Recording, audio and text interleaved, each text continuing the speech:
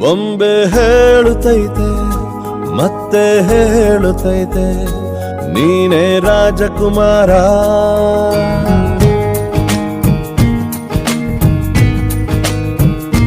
ಬೊಂಬೆ ಹೇಳುತ್ತೈತೆ ಮತ್ತೆ ಹೇಳುತ್ತೈತೆ ನೀನೇ ರಾಜಕುಮಾರ.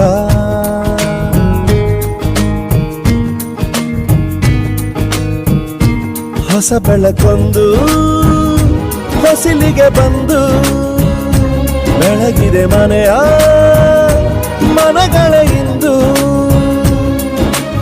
ಆರಾಧಿಸ ರಾಜರತ್ನನ ಆಡಿಸಿಯೇ ನೋಡು ಬೀಳಿಸಿಯೇ ನೋಡು ಎಂದು ಸೋಲದು ಸೋತು ತಲೆಯ ಬಾಗದು. आवाम से उम्मीद यह है कि पिछले 10 साल में हिंदुस्तान में, हमारे मुल्क में, भारत में जिस तरीके से हुकूमत चलाई गई है और जिस हुकूमत में जात धर्म पर लोगों को अलग अलग करके उनके साथ जो बर्ताव किया गया, सिर्फ इसलिए कि कोई किसी धर्म को, किसी जात को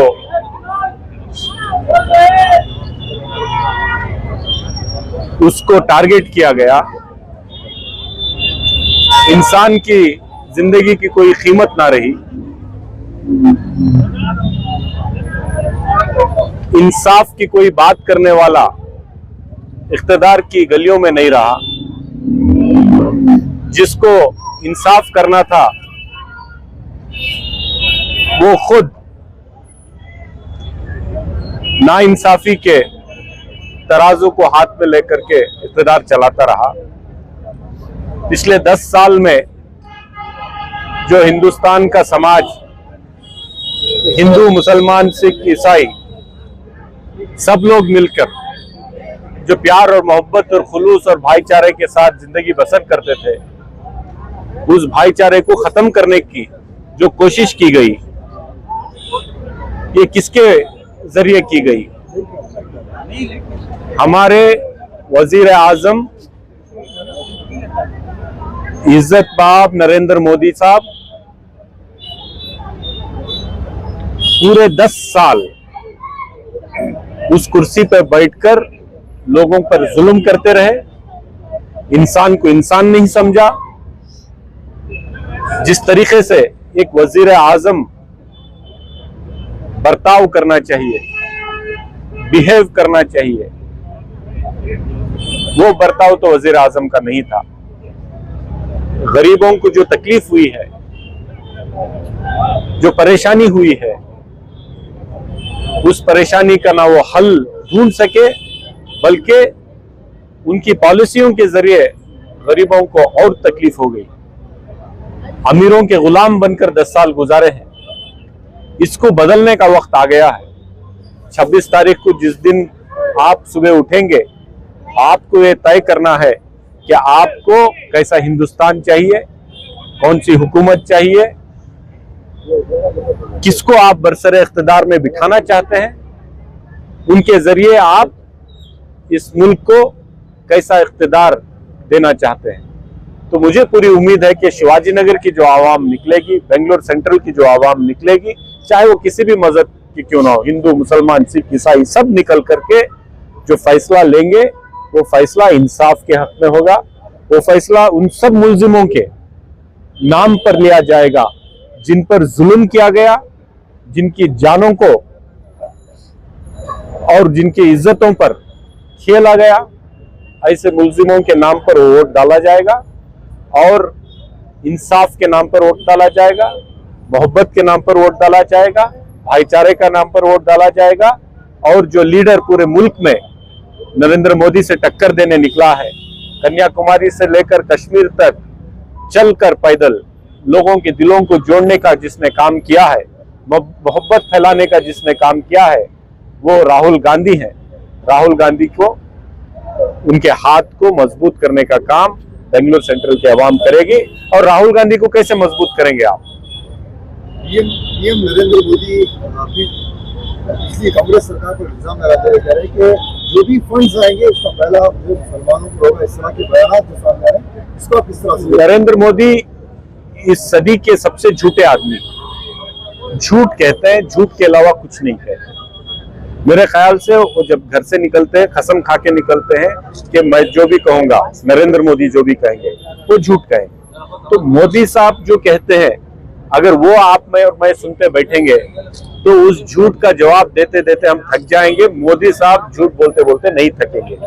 इसका एक ही हल है कि अब 26 तारीख को निकले, कांग्रेस पार्टी को वोट दें, राहुल गांधी के हाथ मजबूत करें।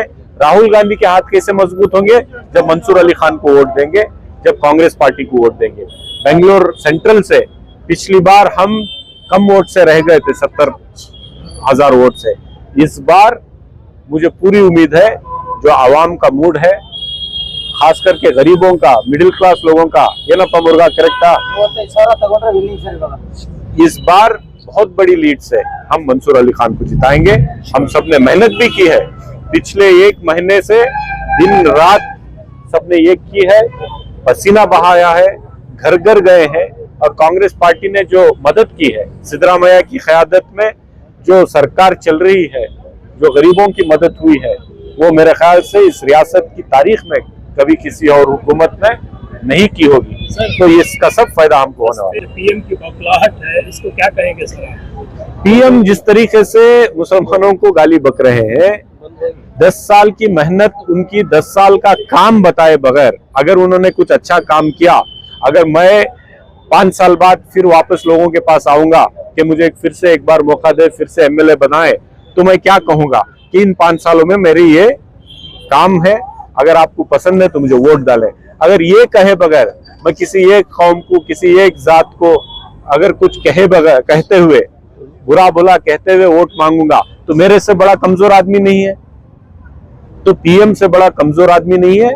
पीएम आज हार मान चुके हैं, इसलिए वो मुसलमानों पर बात कर रहे हैं।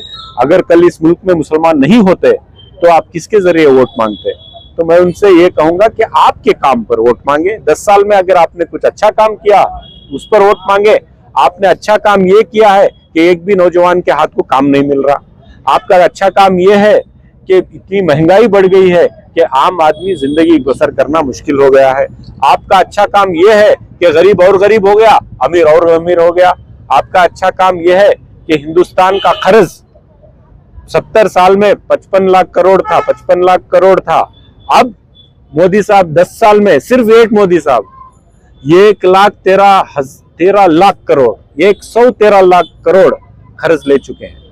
तो एक एक हिंदुस्तानी पर के सर पर, अभी तो वो हिंदू मुसलमान की बात कर रहा है, हर एक के सर पर कई लाख करोड़ का कर्ज उन्होंने डाल दिया है। ये सब पैसा निकालकर गरीबों के जेब से अमीरों के हाथ में, अमीरों के जेब को भरने का काम मोदी साहब ने किया। तो उनको बखलाहट है, डर है कि नौजवान काम मांगेगा, आम आदमी महंगाई से राहत मांगेगा, किसान अपना एमएसपी का उन्होंने कहा था डबल पूछेगा, और औरतें, हमारी माँ बहनें, आज उनके साथ क्या बर्ताव हो रहा है, हाथरस में क्या हुआ, मणिपुर में, अलग अलग हिंदुस्तान के कोने कोने में क्या हुआ, छोटी छोटी बच्चियों के साथ कठुआ में क्या हुआ, ये नरेंद्र मोदी जी के आंख के सामने, उनकी नाक के नीचे सब चल रहा है। इसका हिसाब ना पूछे, इसलिए वो हमको गाली देकर वोट देना चाहते हैं। मैं कहना चाहूंगा कि हमने किया क्या है भाई, हमने आपको क्या तकलीफ दी, हमें क्यों गाली दे रहे हो? आप करो, अच्छा काम किया है तो बताओ और वोट लेके जाओ। लेकिन मुझे उम्मीद है कि इस बार आवाम ने फैसला कर लिया है, इस मुल्क की गरीब की जो आह है वो मोदी साहब को लगेगी और बीजेपी शिकस्त पाएगी। राहुल गांधी, मल्लिकार्जुन खड़गे, सिद्धरामैया और डीके शिव कुमार की क़यादत में कांग्रेस पार्टी कर्नाटक में 20 सीट, 28 में से 20 सीट कांग्रेस को जिताकर भेजेगी। और उसमें मुझे पूरी उम्मीद है कि मंसूर अली खान भी जीतकर हमारी आवाज पार्लियामेंट में उठाएंगे। आपने सफर किया, लोगों से मुलाकात की, क्या उम्मीदें हैं लोगों की और कैसा आपको लग रहा है, क्या रिस्पॉन्स है लोगों का? मैं कैंपेन कर रहा हूँ, पूरे हलकों में जाके हूँ बेंगलोर सेंट्रल के, और जो रिस्पांस है बहुत ही अच्छा रिस्पांस है। और लोगों में एक चाहे कि कांग्रेस पार्टी को ये बार किसी हालत से जिताएं, और कहाँ जहां भी जा रहे हैं जो कांग्रेस के गारंटीज है 5 गारंटीज, उसके बारे में लोगों में बहुत सारी खुशी है, गरीबों में एक खुशी है, आम आदमी में एक एहसास है कि कांग्रेस पार्टी ने जो कहा 10 महीने पहले और वही करके दिखाया है सिद्धरामैया जी और डीके शिव कुमार जी की सरकार। यानी कांग्रेस के वादों पर लोगों को एतबार है। जरूर है। शुरू से तो लोगों का रिस्पांस अच्छा आ रहा है। आप ये जो देख रहे हैं आज ये जो वार्ड है, यह जहाँ पर हम खड़े हैं, ये आके जय महल वार्ड आता है। जय महल वार्ड आता है, हजरत कंबल पोश रहमतुल्लाह अलैह की दरगाह के पास का ये रोड आता है। ये दरगाह के पास है, ये जय महल की कॉन्स्टिट्यूंसी को लगता है। रिस्पांस तो बहुत अच्छा है कैंडिडेट के बारे में, और हमारे एमएलए रिजवान अरशद के बारे में, और हमारी कांग्रेस गवर्नमेंट के ऊपर ही बहुत ज्यादा रिस्पांस है। जो 5 स्कीमें जो निकाले हैं हमारे सिद्धरामैया साहब की गवर्नमेंट और डीके शिव कुमार साहब की गवर्नमेंट में, उसका रिस्पांस बहुत अच्छा है। इस रिस्पांस की वजह से लास्ट टाइम से ज्यादा हमें वोट मिलेंगे, इससे ज्यादा उसकी उम्मीद है। यानी एमएलए इलेक्शन में जितने वोट मिले थे उससे ज्यादा वोट मिलेंगे। उससे ज्यादा वोट मिलने की उम्मीद है, क्योंकि इस बार ये हमारी कांग्रेस गवर्नमेंट की वजह से जो 5 स्कीम लगाए हैं, वो स्कीम की वजह से और हमारे रिजवान अरशद के काम की वजह से कैंडिडेट को और ज्यादा लीड मिलने की उम्मीद है।